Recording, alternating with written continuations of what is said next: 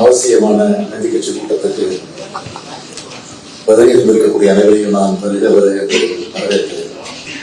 இது அரசியல் நோக்கம் இல்லாத கூட்டம். மக்களாட்சியின் மாண்பை காப்பதற்காக நாம் இங்க கூடியிருக்கிறோம். மக்கள் தான் இந்திய ஜனநாயகத்தோட எஜமானர்கள். அந்த மக்கள் தான் நம்மை தேர்ந்தெடுக்கிறாங்க. ஜனநாயகத்தோட உடலும் உயிரும் வாக்குரிமை தான். வாக்காளர்களுடைய வாக்குரிமைக்கு அச்சுறுத்தல் வந்திருக்கு. அத்தகைய அச்சுறுத்தலை தடுக்க வேண்டியது ஜனநாயக சக்திகளான நம்முடைய கடமை. அதனாலதான் SIR எனப்படும் சிறப்பு தீவிர வாக்காளர் பட்டியல் சீராய்வு என்ற முக்கிய பிரச்சனை குறித்து ஆலோசிக்க நாம் இங்கே கூடியிருக்கிறோம். நம்ம எந்த சீர்திருத்தத்துக்கும் எதிரிகள் இல்லை. ஆனா மக்களுடைய வாக்குரிமையை பிடிக்கிற விதமா, அவங்களை அச்சுறுத்தக்கூடிய விதமா பீகார்ல இருந்த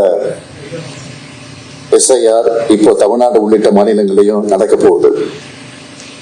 இதுக்கு எதிரான தமிழ்நாட்டோட உணர்வை வெளிப்படுத்த வேண்டியது இன்றைய முக்கிய தேவை. நேர்மையான தேர்தலை நடத்த உண்மையான வாக்காளர் பட்டியல் அவசியம் யாரும் மறுக்கல.